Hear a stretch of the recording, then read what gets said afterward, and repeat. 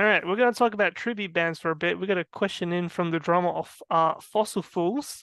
Terry Arnott says what he thought of what you thought of all the tribute bands that have showcased over the years of XTC's music, and he would personally like to thank you for attending Fossil Fuels' last gig last year at the XTC convention, and also was there for their very first one.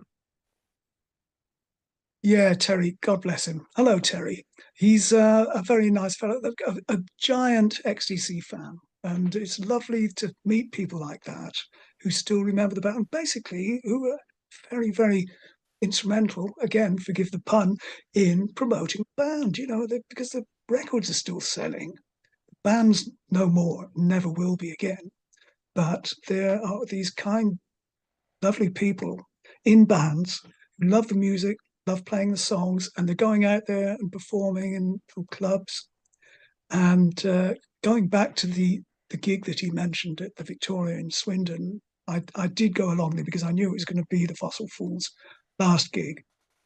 And their first gig had been a warm up for Tin Spirits, the band that I was in. This was, can't remember exactly when it was, 12 years ago, maybe a bit more. So that was their first gig. So I attended both first and last gigs. But I'm kind of humbled by the fact that they pay so much attention to the music to get it as right as they possibly can. Because I was really astonished at the set list they'd chosen. Some of the songs they were playing were not the most obvious. Yes, they played Making Plans for Nigel. They played Senses Working Overtime, Sergeant Rock, and all the singles. But they also did some really daring stuff. And I thought, wow, we wouldn't even have considered trying to play this live, even when we were together. But they did it. But the great thing about it was the room was full of ecstatic fans. So all they had to do was play a few chords of the intro. The whole audience was with them, singing along, yelling and shouting and jumping up and down. And it was the whole atmosphere of that night that was really quite magical and made it such a fun evening for me. And I think by the end of the evening, they were all a little bit sad about, having to pack it in, choosing to pack it in, and because it was a really great night. Everybody who was there, just thought, what a fun evening. Absolutely, yeah. And that kind of sense of community is really important. I think it's great that they take the trouble and love it enough to want to continue. Yeah, there's a band in Sydney. We're in Melbourne. There's a band in Sydney called Scarecrow People, and they're a seven Oh yeah, piece. Scarecrow People. I remember Andy raving about them, so he's aware of them. And interesting that you mentioned there's seven of them, because that's kind of sometimes that's how many people it takes to interpret the songs as they work. There's so much. The studio albums are really detailed and involved. A lot of the tracks are very, they're most overworked in my opinion sometimes. But it probably would have taken, had XTC decided to continue as a touring band, it probably would have taken seven musicians to cover everything. Is there any plans to reunite with Terry Chambers with EXTC? Me personally, no. I mean, Terry, yeah, who'd have thought it? He's put this band together, and they've done two American tours, and I know the last tour didn't go quite as planned. They lost one of the key guys. I don't know what the story is there, but anyway, they just continued the tour as a three-piece. So I suppose as long as Terry is behind the drums, I mean, I've read nothing but good reviews of their live shows. So it's great that Terry. I mean, when he came back from Australia, he'd been away for 33 years, and I think he half expected to carry on where he left off. But he did put the band together. He got enough people around who loved the music enough to want to play it, and and he found an agent willing to book the band and give them some work. So I think his son Kai is actually their road manager as well. So he's kept it in the family. But I haven't spoken to Terry for some time, so I don't know exactly what the situation is today or whether they're going to be going out again. But again, I would never have guessed he would have had the balls to go out and do that.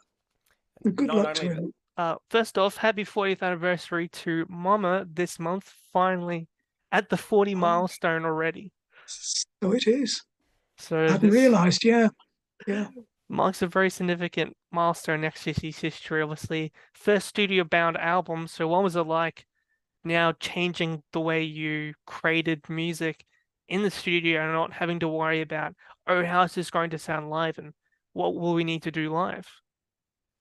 Yeah, well, I think the first thing we did was use more keyboards or piano on that record. There's no way we were going to take a piano on tour. But that, remember, it's the early 80s. It's way before digital modeling and all the rest of it. And now piano samples are easier. Keyboard, everyone's using really good sampled pianos, but they weren't available back then. So we just felt, right, finally we can use the great studio grand piano a bit more, and we've got this Prophet synthesizer and a Mellotron. So let's just experiment more with keyboards. Actually, thinking about it, there isn't a lot of guitar on that record, really. There's Farm Boy's Wages and Beating of Hearts with the 12-string guitars tuned to a note of A or something. I can't remember. No, we tuned them all to an E. Or every string on the 12-string tuned to a note of E. That's how that sort of shimmery mandolin-y effect was created. But it was, it was kind of, because Terry was there for the start of it. He played on two songs. He played on Beating of Hearts and Wonderland. And then he quit. So we were kind of, well, where do we go now?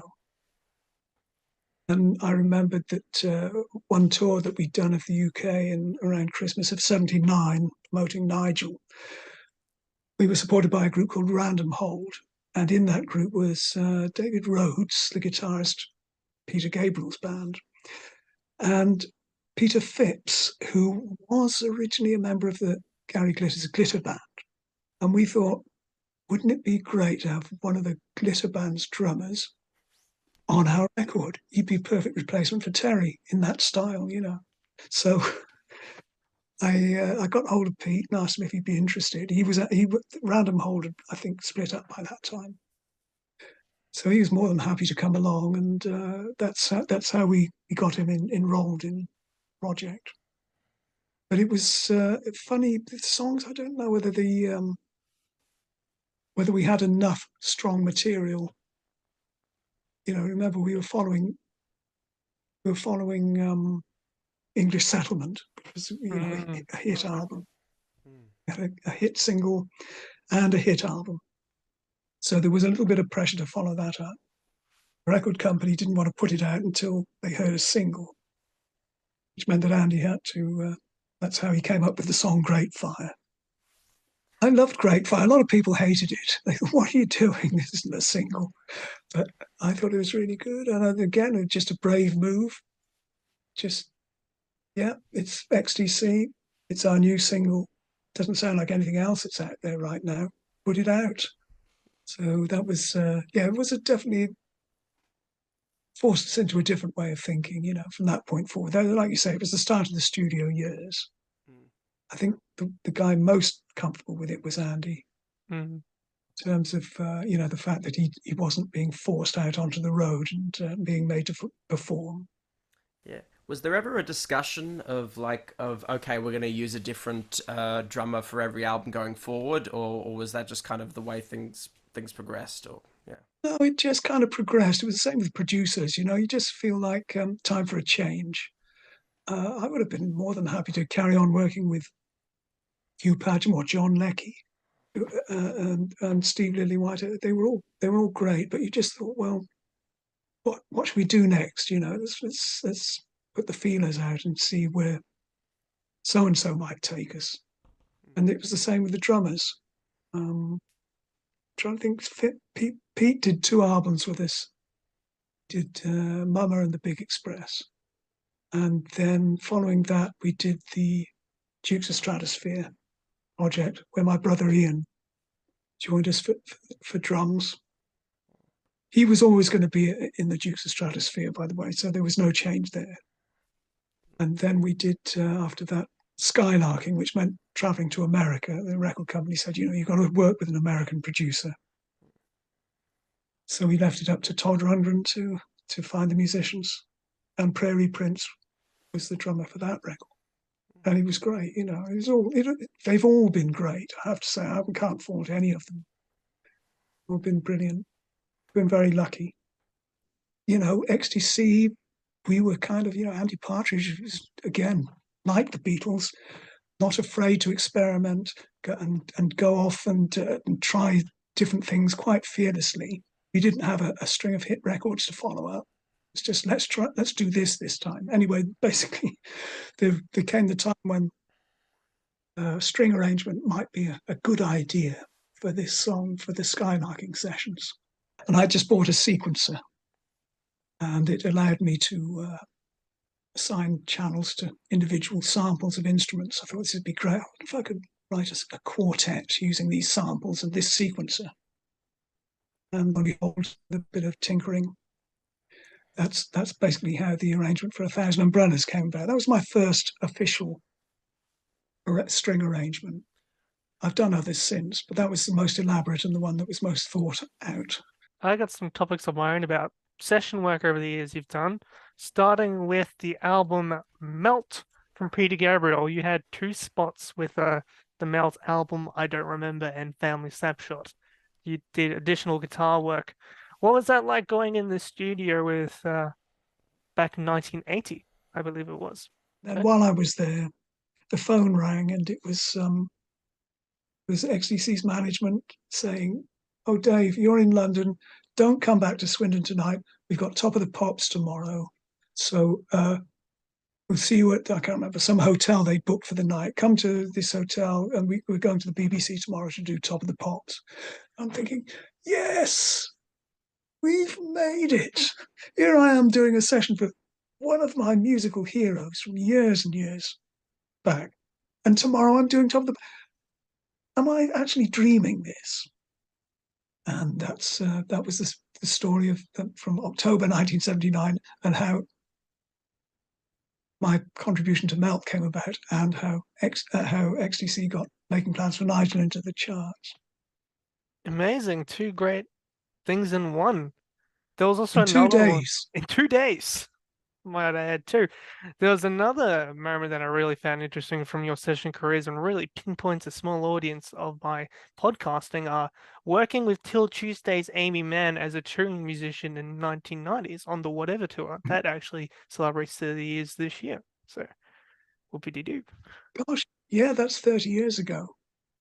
Yeah, no, I was really enamored with Aimee, I have to be honest. And so I love that Whatever album, although I must admit I haven't played it for, must be 28 years now. I don't know. It's a long, long time since I've heard it. But at the time I was completely bowled over, not only by it, but by her as well. So we became a bit of an item on that tour, but it was not destined to last. And so it was a great, what a great album. And I just thought she's such a brilliant songwriter. She had a lovely voice and she looked great. And I just thought she's just waiting for stardom to fall into her lap, really. And strangely, it never really, I don't think she ever really got the recognition she deserved. But it's not to say she failed in any way. It's just she didn't become the next Stevie Nicks or whoever it's, but didn't detract from her talent. I thought she's really gifted. It's crazy. On that same tour, Mr. Partridge himself decided to overcome his stage fright and join for an encore in New York City for the Duke song Kaleidoscope. That was certainly a surprise to find out that after all these years, he decides to come back to live performing after going nonchalant on the whole live performing thing. That's just such a surprise. Well, it wasn't such a surprise, really. It was only one, literally, stepping on a stage in front of a band, a rehearsed band, to sing one song that he'd written, and then off. Yeah. It wasn't like he was returning to the stage. He was just getting up there and and taking advantage of her. I won't say taking advantage. No, Aimee was very keen to have him. She knew he was there, and she just thought it'd be a fun thing for him to come up. Because I think originally she wanted to do Brainiac's Daughter. I said no, it's going to take way too much rehearsal, and because it's a piano song, and I hadn't practiced it for such a long time. Kaleidoscope I could cope with, so that's basically what we ended up doing. But yes, I think it was the Bottom Line in New York club, just a little funky little club. It's been there forever, and it was a nice atmosphere. And I remember we played 2 shows, but after the interval, Andy he came backstage just to say, meet and greet everybody and say hello, and vanished. So it was a fleeting interval. Still, it's the last time that he ever did any live stuff, but what a way to go out with a gypsy song. I always harbored this fantasy that if ever XTC were to play live again, we should put the Dukes of Stratosphear back together as the opening act, do a 30-minute set in full drag with all the old stuff, Flowers on the Stage, the bloody lot, do half an hour of stuff, go off, have an interval, and then come back and do a sort of potpourri. It would have been so much fun to have presented a full XTC show just like that. I wasn't able to convince anybody else that was even remotely possible or even a good idea. We'll jump back in time on the XTC machine just quickly around about the late 70s, early 80s. XTC made their only 2 stops in Australia on drums and wires on Black Sea as well. Any memories from that tour, and was there plans to come back with Inkless Settlement after the cancellation of the US tour in 82? The first Australian tour, one of my main memories was just landing at the airport and feeling absolutely exhausted. And they'd laid on this press conference, and there were TV cameras and people there, saying, well, asking us questions, and we're sort of sitting there half drunk, fast asleep, and trying to get our heads around, be as polite as we can. Really, all we wanted to do was be driven off and get some sleep. But no, I really, really enjoyed Australia, and just getting off the plane straight away, there was this fresh air that I hadn't.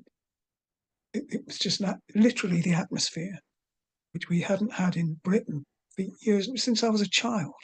I hadn't really missed it until I came to Australia and took a deep breath and thought, this is how Britain used to be when I was at junior school. You hadn't realised how much pollution there was in the air, how it had built up over the years in our country. It wasn't until I got off that plane in Sydney, and suddenly there was this. It was just gorgeous, and it was even though it was kind of late autumn, I think in Australia at the time, might even been early winter. I just felt it was like everything was affordable, everything was good quality. People were decent. They went about, they had good lives. It was a beautiful place to live. They had really good, high standard of living. Everything was affordable, and the weather was beautiful, and the scenery was fantastic. And Sydney Harbour, it was unbelievably fantastic to me, coming there straight away and just walking around and taking in the sights, places I'd only ever seen pictures of. I got a great feeling from it. Just felt it was a shame it was such a long way away. It's a day in a plane.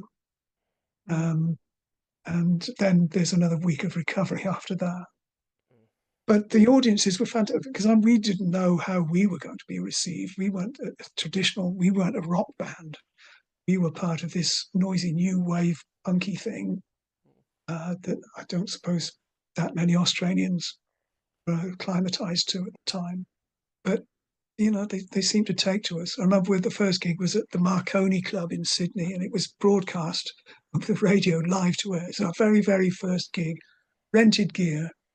We had our guitars, but the amps were rented. And they're going to broadcast it live to air. So we thought, oh, well, shit or bust. And off we went. Actually, it was a great gig. The audience went nuts. They were just nuts. So we thought, wow, maybe we've come to the right place after all. But we were there for, I think, about a month. And we went to Japan for the first time. Again, beautiful, very, very different from anywhere we'd ever been before. Great, great audiences. We were only there a few days. I think we only played 4 or 5 dates, but yeah, it was fantastic. Thought, well, if this is touring, because remember, I'd only been in the band for 6 months, and we'd done a British tour, which was kind of lukewarm because we hadn't had a hit record at that point. So to come to Australia and Japan and be greeted by these, by all this warmth was a real joy for us. Crystal Ballroom, I remember, was really, really hot and sweaty.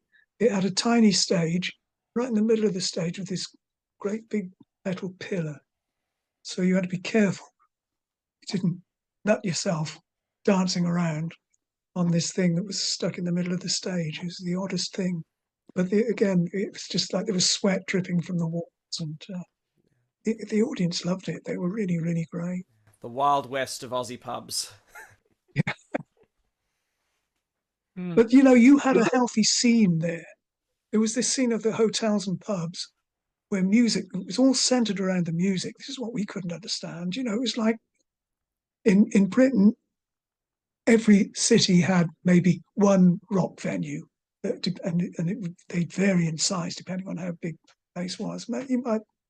Places like Leicester and Liverpool might have 2 or 3 places, but really, there's nowhere you could call, even in London, there was no circuit as such, unlike in Australia, where every pub, it seemed, had a music venue in it, and there were bands that playing every night.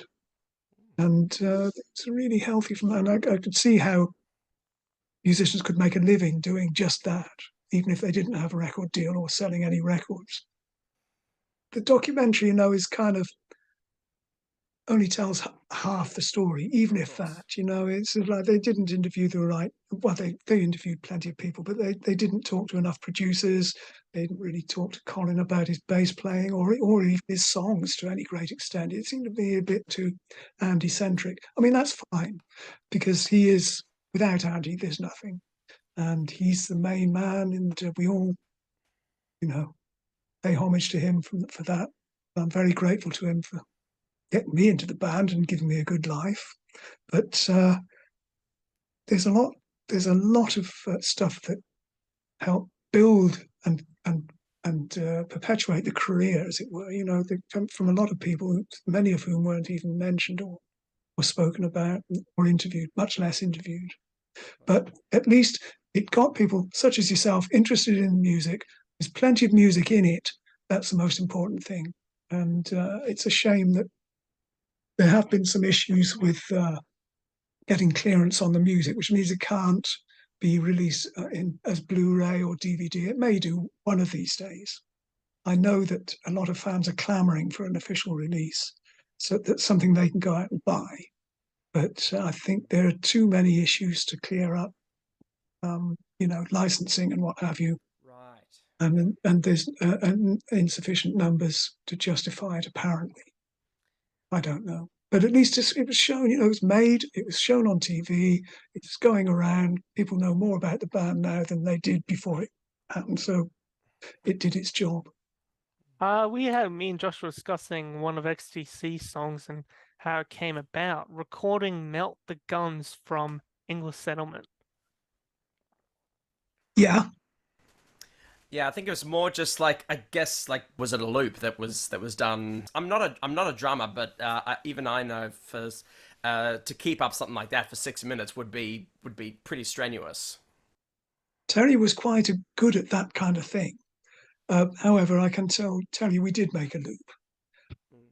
I think it was about, must have been maybe 8 bars. It wasn't just, a single bar going round and round. It did about 8 bars of it, from what I recall. And, we did it with the old pencils as capstans, the thing going around like that. And that was just striped on onto the multi-track and used and punched in and out as required. But no, he didn't play the whole thing in real time. But then again, you see, there's the song "It's Nearly Africa," that tom-tom pattern that Tom Terry plays. He did all of that in one pass, and so he, like I say, he was very, very good at just keeping. Travels in Nihilon was another one. Just hammered the same pattern over and over for about 5 or 6 minutes. I always loved that. I wished we could have played it live because it's so atmospheric and it was massive. Like you say, it's had potential for, this huge maelstrom of noise. I loved it, and I loved the riff as well. Just hammering that thing over and over. Yeah, that was the, like you say, perfect way to end that album. They recorded it at the Hammersmith Odeon, May 1981. And it's never surfaced.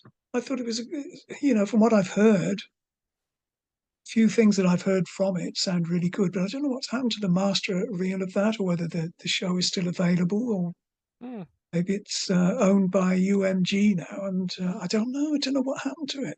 No idea, because only about 3 or 4 songs ever got released.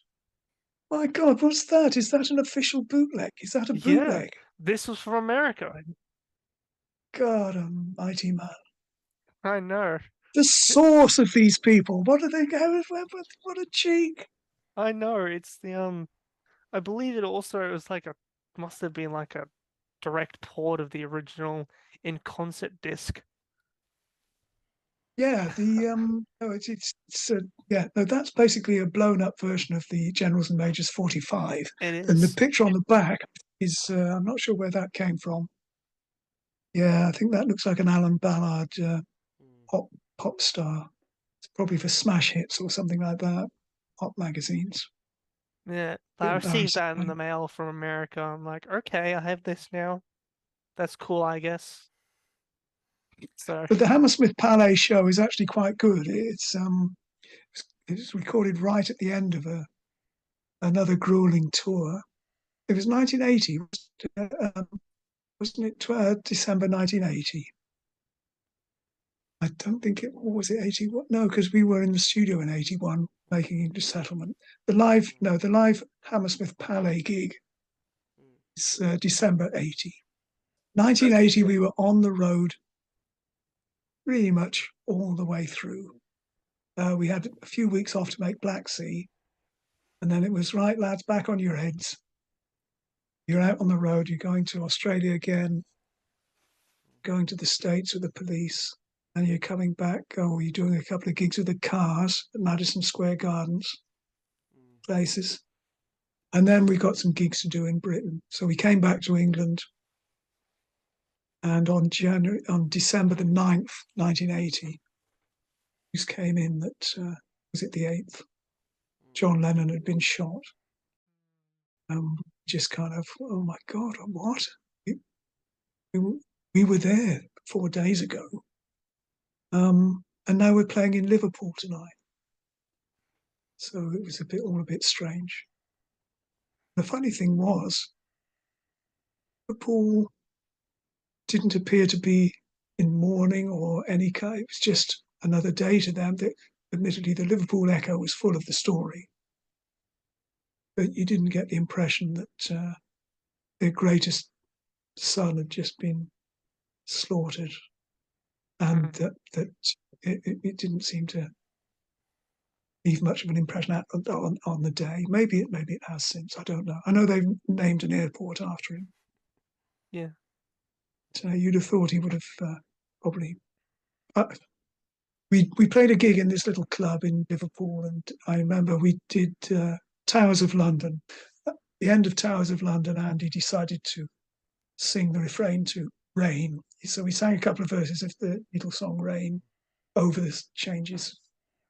The end of Towers of London, which happened to be in the same key. So that was just our little tribute. Could a band like XTC exist in today's musical climate? Well, first of all, I doubt they'd be signed. I think this is the whole thing. Record companies now. What do they? How many of them are there? There's only about 3. Sony, UMG, EMI, and I don't even know who they are. I think the difference now, though, is that musicians and bands don't really expect to make a living or make any money, any real money, out of making music anymore. And you know, because of the nature of the business, whereby they're only signing acts that are marketable. I mean, this is kind of how they've always worked. The major labels, they'll put money behind the ones they think are going to sell. Which makes perfect business sense, but it doesn't help the little guys. The internet is doing that. YouTube is doing that. WhatsApp groups, Instagram. That's how you're going to get recognized. You know, I'm looking at people like Jacob Collier, who was putting out his own videos on YouTube. What a brilliant guy. But would he ever get signed by a major label? He may have done by now, for all I know. But he basically made himself famous just by promoting himself on YouTube. And people say, Jesus, have you heard this fella? It's unreal. And he's going out there now. Of course, he's quite a big name. He's quite famous, world famous. But he's probably overqualified, if I could perhaps use that expression. I don't know, because he's just too brilliant. You wonder exactly, because he'll try his hand at anything and do it absolutely brilliantly. And you just wonder how he actually does it. I mean, I don't know. Would a band like XTC get signed? Well, they'd get noticed. Yeah. I doubt whether anyone would be prepared to put huge amount of money into a band like we were anymore. Because we were, to be fair, for all the moans and groans we have about Virgin Records, they stuck with us, they funded us, they paid for the recordings, they didn't interfere with the work, put the records out. While we were touring, they put quite a bit of money into promoting us. As soon as we came off the road, that all stopped. All right, well, we'll pay for your albums, but we won't promote them. That was it. So it's up to you. If you want us to promote your records, you're going to have to work. And he said, well, we'll just make the records then. And that's how we struggled on. Which, for someone like you just love to be in the studio by the sounds of it. Yeah, of course, and I can fully understand it, because he'd had enough of it. We didn't make any money on the road. We were sick of coming back from months of slog of touring and being told we were still in debt, and thinking, just thinking, and so he was but basically, had we carried on touring, he might have just worked himself into the ground and thought, I've had enough of this, I'm giving it up. Band's over, everything's over, won't be making any more records. The fact that he was allowed to stay home, get enough sleep, and lead a reasonably normal. It's normal for Andy, and still able to make records and spend a decent amount of time making sure they were as right as we could get them. That's really why people are still seeking out the records and still like us. We never really burnt out,